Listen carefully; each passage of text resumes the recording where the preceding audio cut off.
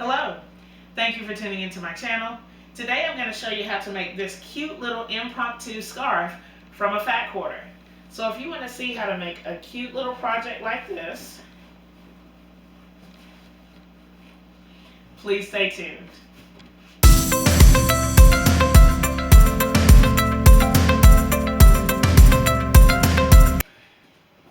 Every once in a while you get an idea or someone asks you to do something sewing wise just because you know how to sew, and they ask you to do something and you never thought about it, but you need to think kind of on the fly about how to approach it. I was approached yesterday by a coworker who is preparing some gift boxes. You probably have seen these on social media. And they look like this, and it's a snowman, and so each one of the boxes has some kind of gift in it, and she wants me to make scarves for their little snowmen. So I was like, sure, okay. And she brought me 3 fat quarters, and these are all Christmas themed. This one has the lights, and this one has snowflakes, and this one has candy canes.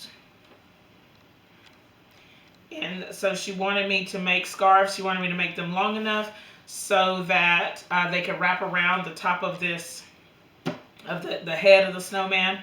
So I said, sure, I can do that for you. I sat down and I tried to figure out how I would do it.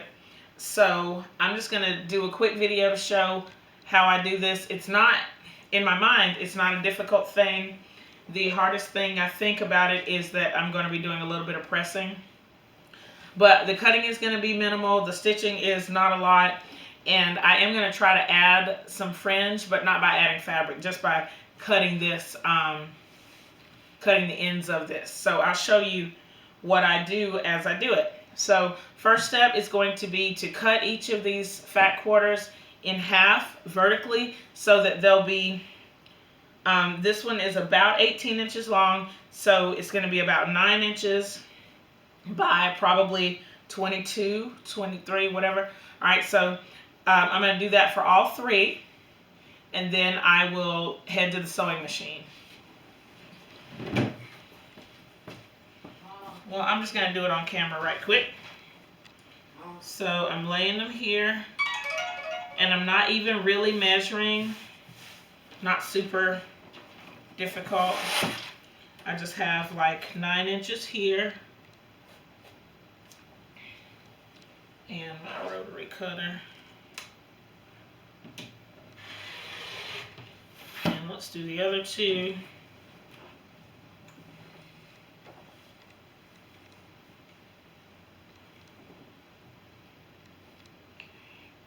Just lining them up, real simple. And wait, let me measure this one, make sure it's about 18. Sure it is.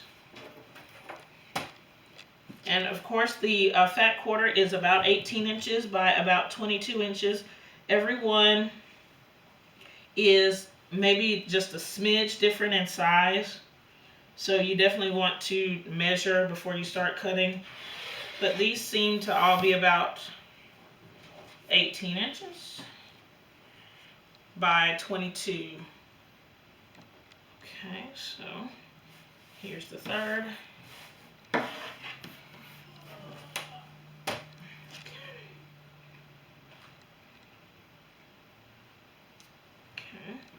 And if you're real picky about it, you can square up the end so that it's nice and square. For me, that is not important.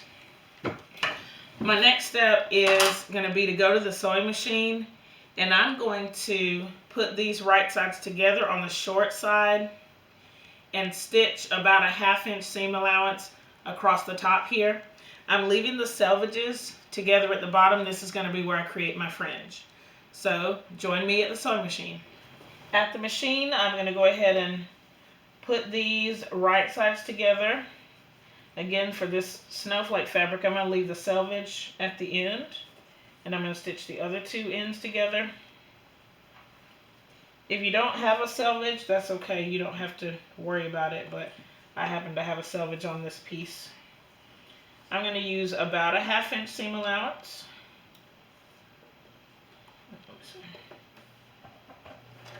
And I don't think the seam allowance really matters. That's just my own preference for what I'm choosing to do.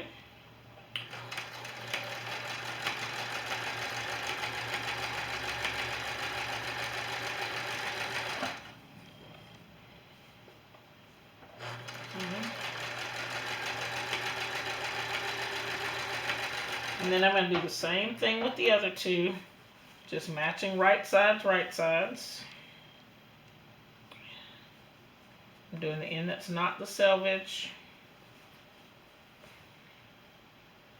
I'm using a light gray thread right now, but I know that later I'm going to switch to a matching thread because I'm going to do some top stitching. But right now, since this is going to be on the inside, it doesn't matter what thread I use.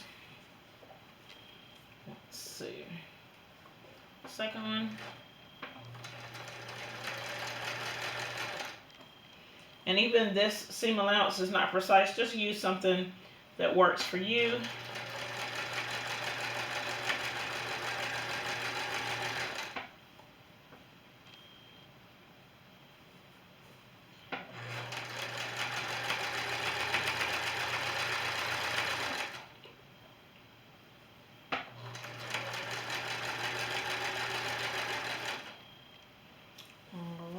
And the last one. And I've already lined these two up. It's just a matter of running them through the machine.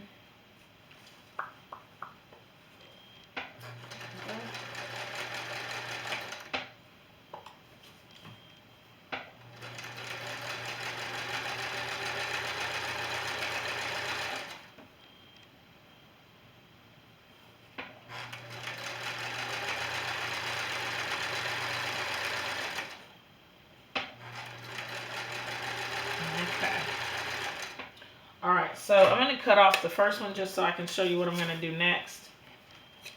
And, okay. So with this one, I'm going to first press the seam flat. So this seam is going to go down like this. Press it nice and flat. Then I'm going to fold it on itself, right sides together, stitch down the side. So first I'll go do all the pressing, and then I'll come back and show you some of the stitching. I have the seam pressed open, so now I'm just going to go ahead and put these right sides together and give them a stitch. I'm using about a 1/2 inch again seam allowance, and I'm just going to stitch all the way down the side. And I noticed on this one that it's not perfect, like it's not going to line up perfectly in some spots, but I'm just going to do the best I can. This doesn't have to be super specific to me. It's just close enough is good enough, as they say.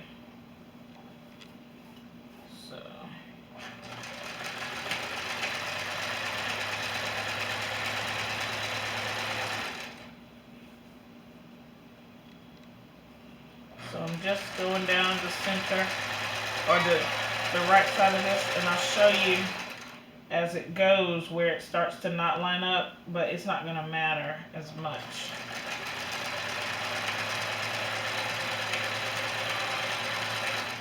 Once it's done, it won't matter, and I can still iron it or press the seam open, and it's still kind of okay. So you can see right here, that's where it doesn't line up. But I just kind of fudge it at a certain point, so maybe like about right here. And I just keep sewing until I get back to my 1/2 inch seam allowance here. And then just keep matching it up and stitching all the way down.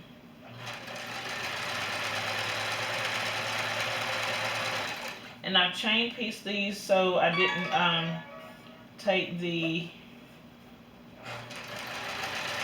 cut it off of the machine. I just left the thread on and just added the next scarf.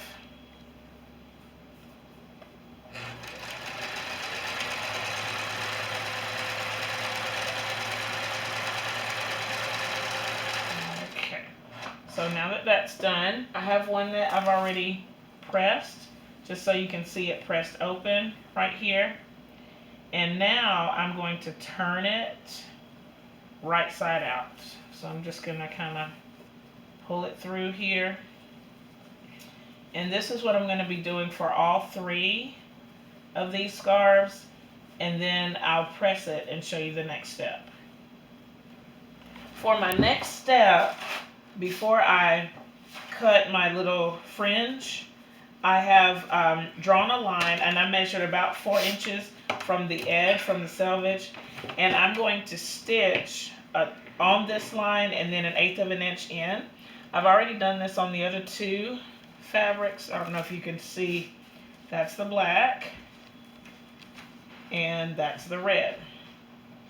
So after I get that done, I'm going to leave that on the machine. Actually, let me start it. There we go. I'm going to take my scissors and kind of create a little bit of fringe. I'm going to cut as much as I can up to the line without, or up to the stitches without actually hitting the stitches. And I hope it looks nice like that. So it kind of looks scarfy. It doesn't just look plain. And I'm just doing, it looks like maybe about 1/8 of an inch that I'm doing. Uh-oh, I cut that piece off. Okay, so I'm trying to keep both sides together so that I have a better chance of not cutting a piece off like that. So I'm going to do this for all 3 of the scarves, both ends, and then I'll show you the final product. All of the scarves are finished, and I brought my snowbox model here. You have to imagine that it's all white, so when I put the scarf on, you can just kind of imagine it with a white scarf. I have the 2 stitch lines, and I've just cut up to those stitch lines, and I tried to kind of shake it a little bit so that it'll get a little more fringy, but I think for now that's all it is. This is not a really difficult project at all. Let's wrap the scarf around here somehow and see how it looks. It seems to be okay. They seem a little short, but I don't know what size boxes this is going to be on. But there's the first one. And here's the second one. Let's see what it looks like. And of course you can finagle it so that it sits up there. Pretty cute. And then maybe tie it. I don't know if this one will tie because I don't know. But I mean, really you just lay it up there, I guess, and that'd be fun. And the last one is the green one.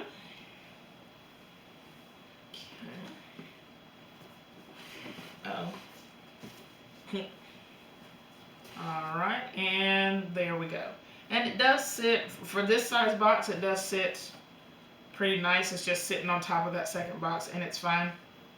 One thing that I forgot to mention is that when I pressed when I pressed this flat after I turned it, I pressed it so that the seam was in the middle.